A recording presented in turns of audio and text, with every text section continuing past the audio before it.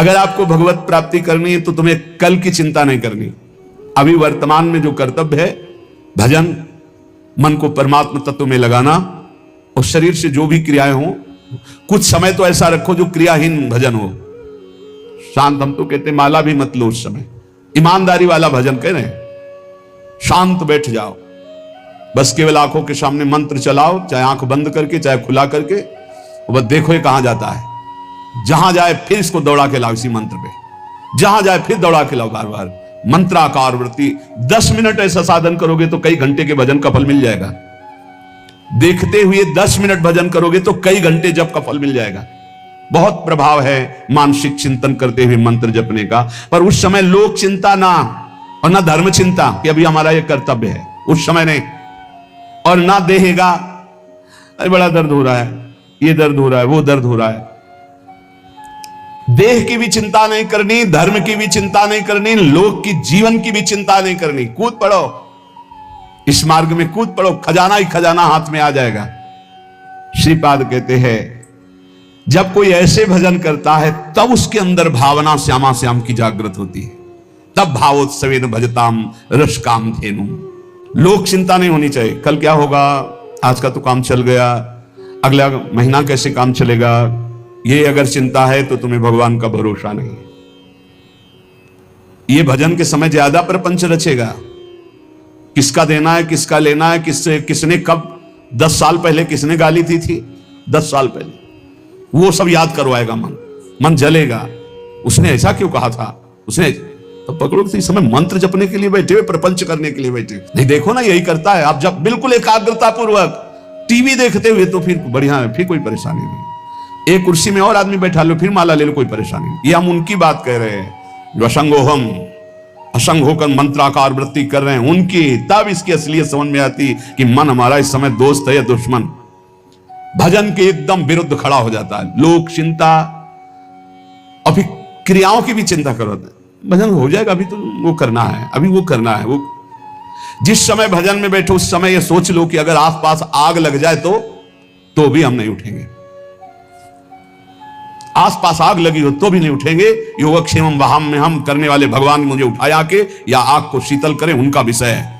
और सच्ची कहते हैं जब चल रहा है तो अग्नि की भी ताकत नहीं कि आपके रोम को झुलसा दे, यदि सत्य भाव में स्थित हो। प्रहलाद जी को आग में झोंक दिया गया, कबीरदास जी को आग में झोंक दिया गया, कुछ नहीं हुआ, क्योंकि आग में जो दायिका शक्ति है वो प्रभु के द्वारा दी गई है, प्रभु ने ही प्रकट की है। पूरी लंका जल गई, हनुमान जी महाराज की पूंछ के बार में भी झुलसन नहीं हुई। जो व्यक्ति बात बात पे क्रोध करता रहता है वो अपने भजन को छीण कर देता है, उसका भजन फलदायी नहीं हो पाता। अंधी करो में वो अंधा हो जाता है और ऐसे बात बोल देता है, ऐसी क्रिया कर देता है, ऐसी चेष्टा करता है, ऐसा संकल्प बना लेता है, उसका भजन क्षीण हो जाता है। क्रोधी पुरुष का भजन क्षीण हो जाता है, वो भगवत प्राप्ति कराने में समर्थ नहीं होता। अंधी करो में भुवनम बधरी करो में, गुरुजन उसे बोले समझावे तो उसको गुस्सा आ जाएगा, वो बहरा हो जाता है, उनकी बात नहीं सुन, वो अंधा हो जाता है, वो चेतन होते हुए जड़ हो जाता है। बस वो मैं ऐसा कर सकता हूं, मैं ऐसा कर दूंगा, वो अपने परम कर्तव्य को भूलकर अहित की बात बोलना लगता है, गाली गलौज करना। इसलिए बुद्धिमान पुरुष को चाहिए, जो भगवत प्राप्ति करना चाहता है, इस क्रोध रूपी शैतान से बचे। ये आ गया तो ना गुरुजनों की बात सुनेगा, ना देखेगा, ना समझेगा, जड़ जैसा हो जाएगा और बहुत गंदी गंदी बातें बोलने लगे, गाली गलौज, अपराध प्रवृत्ति, हिंसा आदि। जो उपासक भगवत प्राप्ति करना चाहता है इस क्रोध से बचे। क्रोध बहुत ही हानिकारक है। जब कोई सही मार्ग में चलने लगता है, दूसरों को सुख पहुंचाने की बात बोलता है, तो दैवी शक्तियां उसकी रक्षा में हो जाती हैं, वो अकेला नहीं रहता। जब कोई धर्म से चलता है, नाम जप करता है, दूसरों को सुख पहुंचाने की बात सोचता है, तो भागवतिक दैवी शक्तियां उसकी सहायता में हो जाती है। और जब कोई कुमार्गगामी होता है, अपंथानाम तु गच्छन्तम, गंदे आचरण में चलता है, तो उसका अवसर पर सगा भाई भी साथ नहीं देता है। दैवी शक्तियों की तो बात क्या जाने दो। अपंथानाम तु गच्छन्तम सोदरोपि विमुंचति, जो उधर से, उसी उधर से प्रकट हुआ सगा भाई, वो भी त्याग कर देता है, उसका कोई साथ नहीं देता। इसलिए प्रायः सुकृति नाम अर्थे देवायांति सहायतम, सुकृतिवान बनो, धर्म मार्ग में चलने वाले बनो, भगवान नाम स्मरण करने वाले बनो, सब दैवी शक्तियां तुम्हारी सहायता करेंगी बिना मांगे। कुमार्गगामी बनोगे तो दैवी शक्तियों की बात जाने तो तुम्हारा कोई मित्र भी, तुम्हारा सगा भाई भी तुम्हारा साथ नहीं देगा, उसको भी रोक दिया जाएगा। भागवतिक सिस्टम बाधा पहुंचा देगा, वो तुम तक पहुंच ही नहीं पाएगा। कुमार्गगामी मत बनो। यदि ये दो अक्षर तुम्हारी जिह्वा पे विराजमान हैं, हरि, राधा, कृष्ण, ये दो अक्षर जब जिह्वा से उच्चारण किए जाते हैं तो वज्रम पापमही भृताम, जैसे विशाल पर्वत पर वज्र का प्रहार हो जाए तो चकनाचूर कर दे, पर्वत को धूर धूर बना दे। वज्र की ऐसी महिमा है। ऐसे ही नाम की महिमा है कि जिसकी जिह्वा पर चलने लगा कृष्ण कृष्ण कृष्ण, राधा राधा राधा, तो वज्र पाप मही भृताम, मानो पाप रूपी पहाड़ पर नाम रूपी वज्र का प्रहार हो गया, अब चकनाचूर हो जाएगा पाप रूपी पहाड़। पाप रूपी पहाड़ को चकनाचूर करने के लिए ये नाम वज्र के समान है। भवगद्रो द्रेकस्य सिद्धौषधम, ये संसार में जन्मना मरना इसे भवरोग कहते हैं।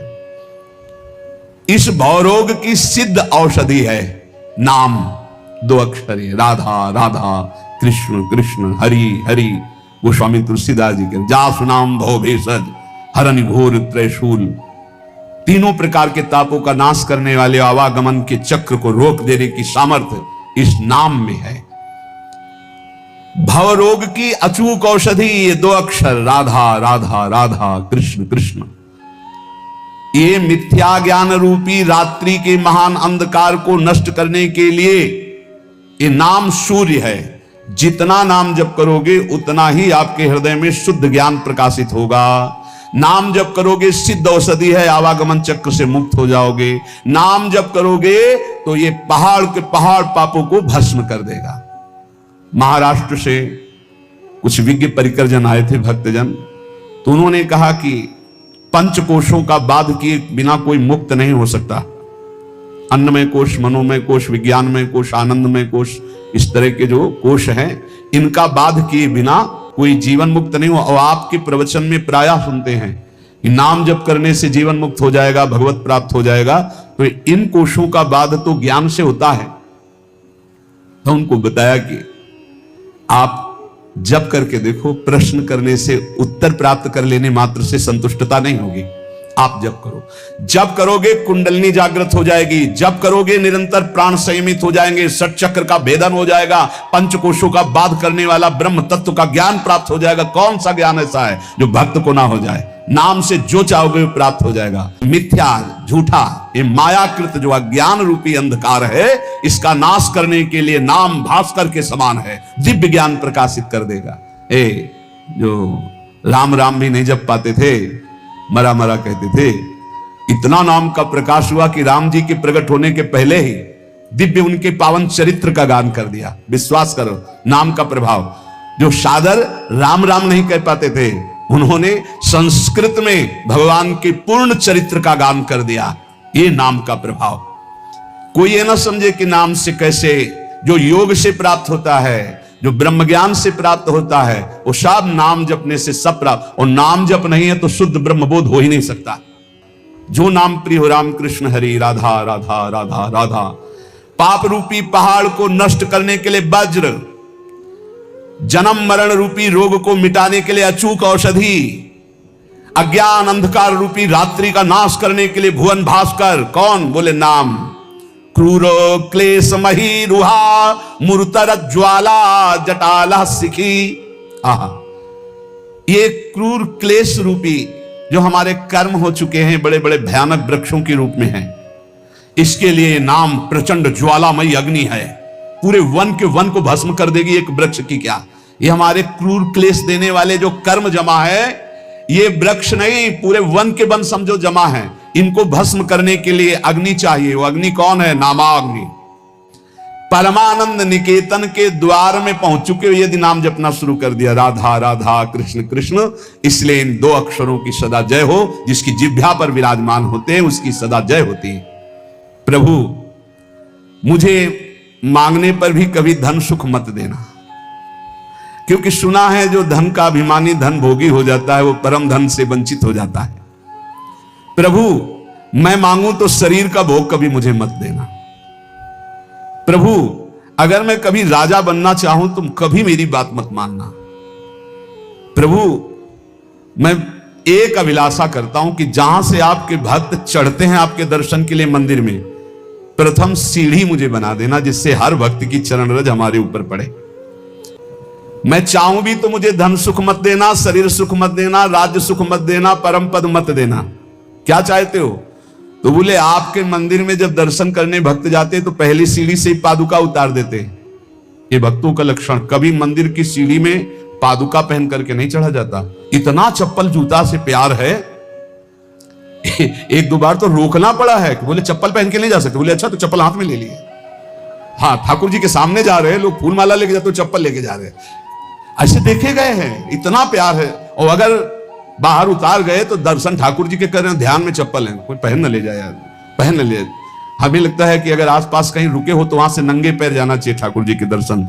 इतना तो सौभाग्य ले लो। सिर भर जाऊं उचित असमोरा सबसे सेवक धर्म। और मंदिर की प्रथम सीढ़ी से पादुका ना पहने, ये पक्का इतना तो समझ लो। वैसे भी 32 सेवा अपराधों में है पादुका पहन करके दर्शन करने जाना। प्रथम सीढ़ी से वहां दरवाजे तक पहन करके जाते हैं। कांटा पड़े हैं क्या वहां? प्रथम सीढ़ी के पैर छू पादुका उतार, तो कोई ले जाएगा तो घर में रख के आओ ना।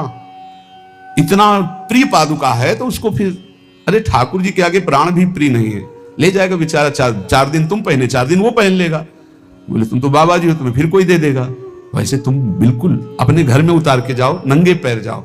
अरे ठाकुर जी के दर्शन करने जाओ। यहाँ बमूल का बंद थोड़ी है कि बड़े बड़े कांटा पड़े हैं, ऐसे थोड़ा तो कष्ट सहो। प्रभु मुझे मंदिर की प्रथम सीढ़ी बना दीजिए जिससे भक्त की चरण रज मेरे ऊपर पड़े। जब चरणों भक्त के मेरे ऊपर बार बार पड़ेंगे ना, और वो दर्शन करके फिर लौटेंगे, दर्शन कर ले जा रहे हैं, प्रभु मुझे बहुत सुख मिलेगा। इससे बड़ा कोई मुझे पद नहीं लगता कि रोज सैकड़ों हजारों भक्तों की चरण रज हमारे ऊपर पड़े। नाथ या जिसमें भक्तजन पा करके अपने पात्र धोते हो, इस कुल शेखर अलवार नाम के महाभागवत है, भक्तजन जिसमें पाकर अपने पात्र धोते हो उस नाली का कीड़ा बना देना जिससे मुझे भक्तों की जूठन खाने को मिलेगी। कैसे भक्त है सोचो। मुझे धन शरीर सुख राज्य पद परम पद नहीं चाहिए, आप उस मंदिर का प्रथम सीढ़ी बना देना जिसमें भक्तजन चरण रखे। या फिर प्रभु दूसरी मांग, जिसमें भक्त प्रसाद पाके अपने पात्र मार्जन करते हैं उस नाली का कीड़ा बना देना जिससे मुझे उनकी जूठन पाने को मिलेगी। प्रभु अगर ऐसा भी ना हो तो जिस बगीचे से आपके फूल जाते हो आपके श्रृंगार के लिए, तो मुझे कोई पुष्प का पौधा बना देना कि मैं आपका फूल बन जाऊं आपके लिए और आपके श्रृंगार के काम में आऊं। देखो माता चाहे पुत्र उपद्रव करे या सौम्य हो, वो दुलार ही करती है, रीझ कर या खींच कर, जैसे भी हो। प्रभु मेरी बात मान लो, मैं हूं तो बच्चा आपका, रीझ जाओ तो मुझे दे दो, खींच जाओ तो मुझे दे दो। ये प्रभु मैं रोता चिल्लाता छटपटाता रहूंगा जब तक आप मुझे ये नहीं दोगे। नाथ तुम चाहे जितनी उपेक्षा करो, ध्यान दो या ना दो, मैं चिल्लाता रहूंगा और जोर जोर से पुकारता रहूंगा, क्योंकि मेरी दूसरी गति नहीं। मैं भक्त चरण रज, भक्त जूठन या आपकी सेवा, यही परिणाम चाहता हूं। प्रभु यदि आप प्रीतम हो, सबके सामने मेरा तिरस्कार करो और परित्याग करो, तो क्या मैं मान लूंगा कि मेरा परित्याग कर सकते हो आप? ये भक्तों की ठसक होती है। जाओ हम तुम्हारा त्याग करते हैं, तो हंसी आ जाना चाहिए। हंस क्यों रहे हो? तुम्हारा त्याग कर रहे हैं, आप कर ही नहीं सकते हो, आपका स्वभाव ही नहीं है, और सही आपकी ताकत ही नहीं है। पक्का ताकत नहीं, मंदिर की बात करें ना, प्रभु त्याग कर सकते हैं ना गुरुदेव त्याग कर सकते हैं। गुरुदेव शरीर से आपको दूरी करके नजदीक रहने से भी ज्यादा कृपा करेंगे। ध्यान रखना, ये स्वभाव है। जो नजदीक रहते हैं वो इस बात को पकड़ पाए होंगे कि संतों का एक स्वभाव है कि नजदीक वाले का भले उतना चिंतन हो, लेकिन जिसे दंड दिया गया, जिसे डांट दिया गया, रात दिन उसका चिंतन होता है, उसका मंगल कैसे हो, उसका कैसे उन्नति हो। तो यहां कह रहे हैं भक्तराज जी कि यदि आप सबके सामने मेरा तिरस्कार करवा दो और कह दो मैंने परित्याग कर दिया, तो भी मैं नहीं मान सकता कि आप परित्याग कर सकते हैं। मैं आपके चरणों को कभी नहीं छोड़ सकता। जाने की बात कहने पर भी मैं जाने की बात सोच नहीं सकता। ये बात होनी चाहिए। चल निकल जाओ यहां से। कहां? जहां तुम्हारा मन हो। तुम्हारा मन तो यही है, हम नहीं जाएंगे। नहीं भागो, यहां तुम्हारे लिए कोई ठोर नहीं। तो हमारे लिए कोई ठोर है ही नहीं तो क्या करें? न बाहर ठोर है न यहां ठोर है, तो ठोर तो हमारी यही है। तुम चाहे मेरी ओर आंख उठाकर ना देखो, पर मैं केवल तुम्ही को देखूंगा। तुम चाहे मेरी तरफ कभी मत बोलो, पर मैं कृपा का अवलंबन लेकर बोलूंगा तो सिर्फ आपसे ही बोलूंगा। क्या बात है।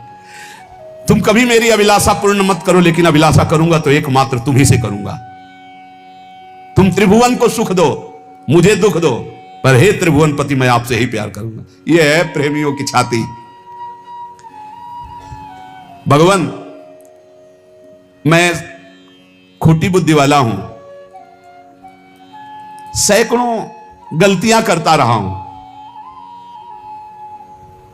आप बड़े कोमल स्वभाव वाले हो और बड़े दूर परिणामी हो, दूर की बात सोचने वाले हो। मैं खोटी बुद्धि वाला हूं। देखो प्रभु, जिनके रोग होता है सैकड़ों प्रकार की औषधियों के चक्कर में पड़ते हैं, क्लेश उठाते हैं, रोग मिटाना चाहते हैं, पर हमने पकड़ लिया एक महान औषधि, नाम रूपी रसायन का निरंतर पान। इसलिए प्रभु खोटी बुद्धि वाला हूं, पर छोटी बुद्धि वाला भी हूं। छोटी बुद्धि में ज्यादा बातें नहीं आती। भक्त बड़े प्रेमी होते हैं। हमने तो आपका छोटा बस नाम पकड़ लिया है, राधा राधा कृष्ण कृष्ण, ये रसायन पान कर रहा हूं। और गोविंद, अब आपसे कहता हूं निकल के दिखाओ। फंसा लिया भगवान को। खोटी बुद्धि वाला हूं, बहुत बुरा कर्म किया हूं, छोटी बुद्धि वाला हूं। जैसे लोग के रोग होते तो सैकड़ों औषधियों की चक्कर में पड़ते हैं, वो बड़ी बुद्धि वाले हैं, हम छोटी बुद्धि वाले एक औषधि में पड़े, नाम औषधि। नाम को पकड़ लिया। अब नाम को पकड़ लिया तो तुम निकल के दिखाओ, जाओ निकल के। ये खास ठसक होती भक्त की। नाम ने तुमको भी मोहित कर रखा है। अब पीने वाला तो छक ही जाता है इसमें, और उसको जो छू ले, जो सानिध्य, वो भी छक जाता है। इसलिए मैं कभी आपके द्वारा दी हुई सुदीर्घ यातनाओं से भयभीत होने वाला नहीं। मैं आपकी धमकियों में आने वाला नहीं। भगवान से कह रहे कि मैं तुम्हें छोड़ दूंगा, मैं तुम्हें त्याग दूंगा, तुम खोटी बुद्धि के हो।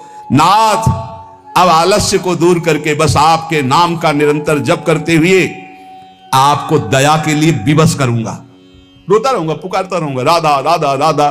कभी तो भनक पड़ेगी कान में, कभी तो दौड़ के आना ही पड़े, विवश कर दूंगा आपको। ये बहुत बढ़िया बात मिली है। कह रहे हैं बहुत छोटी बुद्धि वाला हूं, इसलिए ज्यादा विचार हमारे दिमाग में आए नहीं।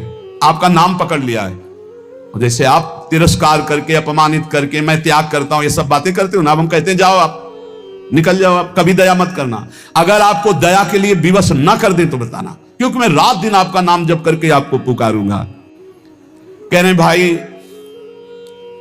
वृंदावन मत जाना। क्यों? बोले हम पहले से तुम्हें सावधान कर रहे हैं। एक चोर रहता है, वो तुम्हारे चित्त को चुरा लेगा। सावधान मत जाना ब्रज नगरी में, वृंदावन में, वहां एक बहुत बड़ा चोर रहता है। क्या? बोले वैसे तो गाय चराता है, पर नवीन नील मेघ की सी कांति है, बड़ा छैल छबीला है, वो सौंदर्यामृत सिंधु का साक्षात गाढ़ स्वरूप है। जब वो मंद मंद मुस्कुराता हुआ तिरछी चितवन से देख लेता है, तो जिसको देख लेता है उसका समस्त विषय भी सब नष्ट हो जाता है, और वो सदा सदा के लिए उसी का हो जाता है। इसलिए यदि तुम्हें विषयों में सुख चाहिए तो बोले वृंदावन मत जाना। वृंदावन का ठाकुर ऐसा है, ये चित चोर है। ये ब्रजे वसंतम नवनीत चोरम है, गोपांगना नाम च दुकूल चोरम, अनेक जन्मार्जित पाप चौरम, चौराग्रगण्यम बढ़िया है। ऐसे चोर मिल जाए भाई, इनके लिए तो तड़प रहे हैं, मिल जाए, चुरा ले हमारा मन, सारी परेशानी चली जाए। पर पंडित राज जगन्नाथ जी महाभागवत है, वो कह रहे भाई इसका भाव ये भी है कि चिंता मत करो, तुम उनकी नगरी में पहुंच गए हो, जिस दिन खेलते खेलते आएंगे वो चुरा ही लेंगे। कदावा खेलंतो ब्रजनगर वीथी सुहृदयम हरंतो ब्रज हरंतो श्री राधा ब्रजपति कुमारो शुक्रतिला। देख लेना, अगर ब्रजनगर में वास करते हो और रसिकों के अनुसार चलते हो तो कभी न कभी खेलते हुए ये दोनों युगल सरकार आएंगे और तुम्हारे चित्त का अपहरण कर ले जाएंगे।